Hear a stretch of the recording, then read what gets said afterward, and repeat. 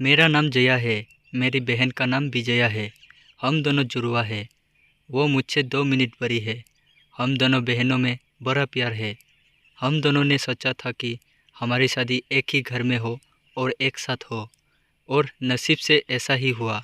हम दोनों की शादी एक ही परिवार में हुई। रवि मेरे पति है और राहुल मेरे बहन विजया के। रवि और राहुल दोनों चचेरे भाई हैं, पर परिवार एक ही साथ रहता है। पास के घर में ही विजया रहती है। हमारे मिलने में अब कोई प्रॉब्लम नहीं थी। राहुल और रवि हमारे पतियों में भी अच्छी बॉन्डिंग है।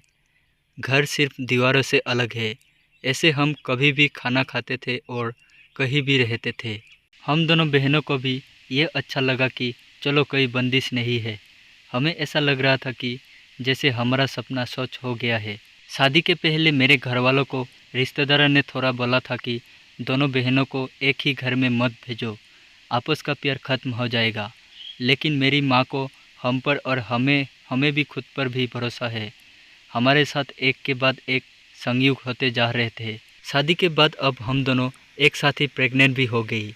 लेकिन सच बताओ तो ये हमने नहीं सोचा था, ये बस हो गया। हम दोनों को डिलीवरी डेट भी एक ही दिन है। ससुराल और मेरे घर में सभी खुश थे। हम दोनों बहनें एक साथ ही अपने घर गए, और एक संयोग हुआ कि हम एक साथ ही अस्पताल भी गए डिलीवरी के लिए। मेरी डिलीवरी में कुछ प्रॉब्लम होने की वजह से ऑपरेशन ज़रूरी हो गया। कुछ समय के लिए तो होश में रही, लेकिन बाद में मुझे याद नहीं। आँख खोली तो पता चला कि मुझे लड़का हुआ है। फिर मैंने पूछा, विजया का तो पता चला उसे लड़की हुई है। उन दोनों का समय भी एक ही था। हम दोनों बहनें खुश थी और कुछ समय बाद ही अपने ससुराल वापस आ गए। अब हम माँ बन गए थे तो ज़्यादातर एक दूसरे के साथ अपने बच्चों को संभालते थे। बच्चे जल्दी ही बड़े हो जाते हैं। छोटे बच्चे किस पर गए हैं ये पहले समझ नहीं आता है। थोड़े बड़े होने पर ही पता चलता है। करीब 5 साल के बाद जैसे मेरा बेटा बड़ा हो रहा था, वो ना मुझ पर ना अपने पिता रवि जैसा था, बल्कि वो तो मेरी बहन की पति राहुल जैसा लगने लगा था। पहले मुझे लगा कि ये मुझे ही लग रहा है, लेकिन ऐसा बाहर वाले भी कहने लगे थे। वो मेरे साथ जब भी बाहर जाते थे, जो मिलते थे, यही कहते हैं कि ये राहुल का है। फिर मैं मना करती रही, नहीं ये मेरा और रवि का है। विजया की लड़की बिल्कुल विजया की तरह ही दिख रही थी, लेकिन मेरा बच्चा उसके पति जैसा क्यों लगने लगा, ये बात मुझे समझ नहीं आई। मेरे पति को एक बार मैंने ऐसे ही उनसे मजाक में कहा कि ये तो राहुल जैसा लगने लगा। वो गुस्सा हो गए, कहने लगे पागल हो, ऐसे कुछ भी मत बोला करो। मेरी मजाक में कही बात पर वो इस तरह गुस्सा हो जाएंगे मुझे पता नहीं था, लेकिन ऐसा वो पहली बार ही हुए है।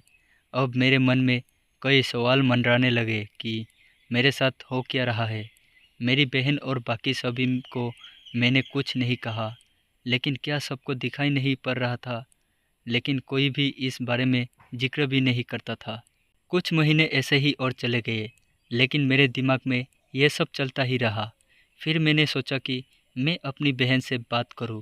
मैंने उससे डायरेक्ट नहीं पूछा, क्योंकि हो सकता है वो गलत तरीके से ले ले, और मैं नहीं चाहती थी कि मेरी वजह से उसके और राहुल में कुछ तनाव पैदा हो। मैंने ऐसे ही उससे मजाक में ही कहा कि ये तो धीरे धीरे अपने चाचा जैसा लगने लगा, और लगेगा भी, एक ही परिवार के तो है।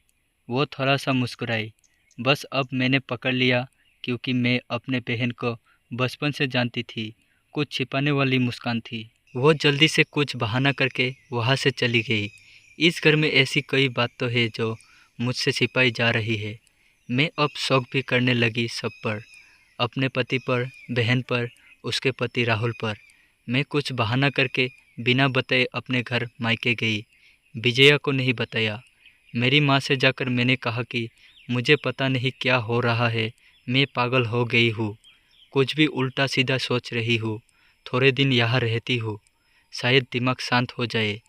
मैं थोड़े दिन वहाँ रुकना चाहती थी, लेकिन 2 दिन में ही वापस आ गई जवाब के साथ।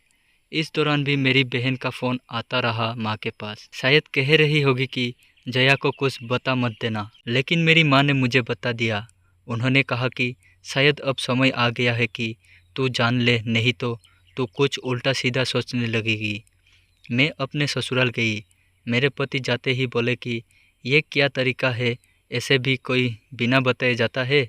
मैंने उनसे कहा चलो। उन्हें मैं विजया के यहाँ ले गई। उसका पति राहुल भी वही था। मुझे और रवि को देखकर थोड़े आश्चर्य हुआ उनको। विजया बोलती है, आ गई, क्या लाई माँ के यहाँ से, बिना बताए चली गई। मैंने बोला, तूने भी छिपाया कि तेरे घर में जुड़वा बच्चे थे। वो सुनकर मेरी ओर देखने लगी। मैंने जाकर उसे गले लगा लिया। ये मेरी बहन है जिसने अपना एक बच्चा मेरी गोद में दे दिया।